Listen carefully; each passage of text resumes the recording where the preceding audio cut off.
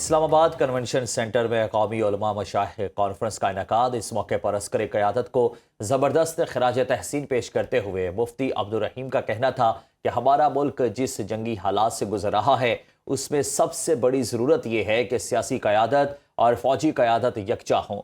فتنہ الخوارج کو ختم کرنے کے لیے اس وقت علماء کرام کی مدد کی بہت زیادہ ضرورت ہے۔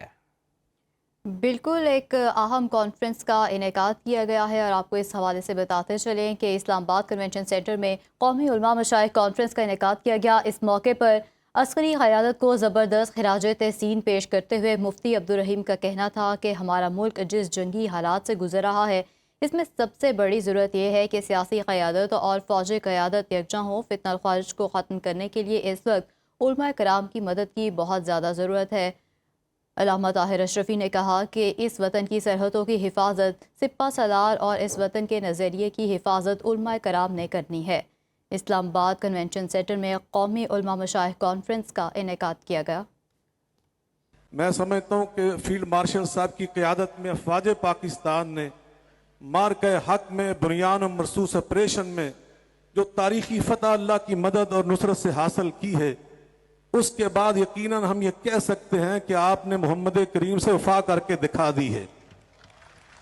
آپ نے ہمارے دلوں کو جیت لیا ہے اور میں مسلسل کسی نام نہاد سیاستدان کو سیاست کے نام پر آج کے بعد پاکستان کے فیلڈ مارشل، افواج پاکستان کے کسی ایک جنرل، پاکستان کے کسی ایک سپاہی کے خلاف بھی بات کرنے کی اجازت نہیں دیں گے۔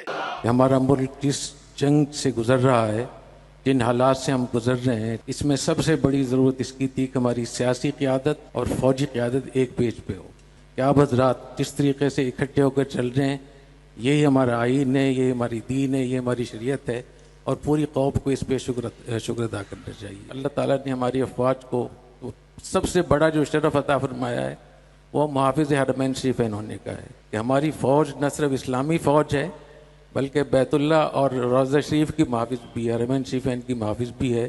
یہ اعزاز اللہ تعالیٰ نے ہماری فوج کو عطا فرمایا ہے۔ تو اللہ تعالیٰ نے ہماری فوج کو غزوہ ہند کی توفیق عطا فرمائی ہے، یہ شرف بخشا ہے، اس لیے ہمیں اپنی فوج کو بہت صورت ہمیں سپورٹ کرنا چاہیے۔ فتنہ خوارج، اس کے بارے میں 42 احادیث ہیں۔ اس فتنے سے لڑنے کے لیے، اس کی سرکوبی کے لیے اللہ تعالیٰ نے فیلڈ مارشل صاحب کو اور ہماری افواج کو منتخب فرمایا ہے۔ یہ بہت بڑی فضیلت ہے۔ آپ صلی اللہ علیہ وسلم نے ارشاد فرمایا لئن ادرکتہم لأقتلنہم قتل عاد، کہ اگر خوارج سے میری ملاقات ہو گئی تو میں ان کو ایسے قتل کروں گا جیسے قوم عاد کو قتل کیا۔ تو فتنہ خوارج کو ختم کرنے کے لیے اس وقت میں علماء کرام کی مدد کی بہت زیادہ ضرورت ہے۔ آپ حضرات کو معلوم ہے کہ اس وقت میں جو 2 صوبوں میں گڑبڑ ہو رہی ہے، چاہے وہ بلوچستان ہو چاہے خیبر پختونخوا ہو، ان دونوں میں کا تعلق مذہب کے ساتھ ہے۔ اس لیے میں پاکستان کے علماء مشائخ سے خاص طور پہ درخواست کروں گا کہ اپنے اثر رسوخ کو استعمال کریں اور افغانستان کو سمجھائیں، ان کو نصیحت کریں کہ کس طریقے سے آپ اسلام کے نام پہ ہمارا خون بہا رہے ہیں۔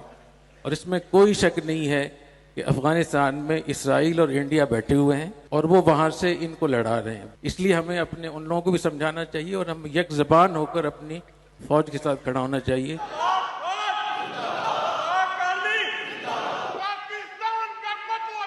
کی سرحدوں کی حفاظت آپ کے ذمہ ہے، اس وطن کے نظریے کی حفاظت ان علماء کے ذمہ ہے، اور اس وطن کے لیے آپ کے ہاتھ پہ ہم بیعت کرتے ہیں۔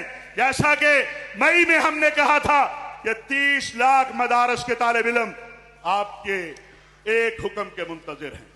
یہ ائمہ، یہ خطبہ، ہمیں اس سے پرواہ نہیں ہے، کیونکہ ہم اس پہ یقین رکھتے ہیں کہ فنا فی اللہ کی تہ میں بقا کا راز مضمر ہے، جسے مرنا نہیں آتا اسے جینا نہیں آتا۔ پاکستان کے خلاف مئی کے بعد تیزی کیوں آتی ہے؟ اس لیے تیزی آتی ہے کہ آپ نے وہ کر دیا جس سے دنیا پریشان ہے۔ یہ اللہ کی مدد سے اور اس قوم اور فوج کے اتحاد سے ہوا۔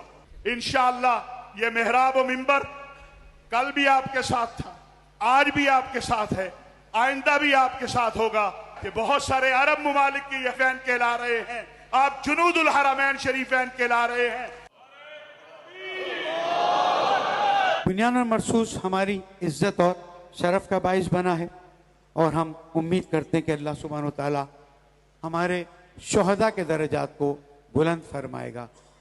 ہمارے آرام کی خاطر، ہمارے ملک کی خاطر اپنی قربانیاں دی ہیں. میں ان تمام میڈیا پہ آ کر میرے پیارے ملک کے خلاف آواز اٹھانے والوں کو، پاک افواج کے خلاف، سرحد کی حفاظت کرنے والے ہمارے مجاہدوں کے خلاف آواز اٹھانے والوں کو باقاعدہ طور پر کنڈیم کرتا ہوں. کہ انشاءاللہ اسلام کی سربلندی اور پاکستان کی سربلندی کے لیے قدم قدم پہ انشاءاللہ یہ سب علماء انشاءاللہ آپ کے ساتھ ہیں. تبلیغ دین کی خاطر جب بھی ملک سے باہر جاتے ہیں تو الحمدللہ آپ محسوس کرتے ہیں کہ پاکستانی پاسپورٹ کی قیمت بڑی ہے ماشاءاللہ.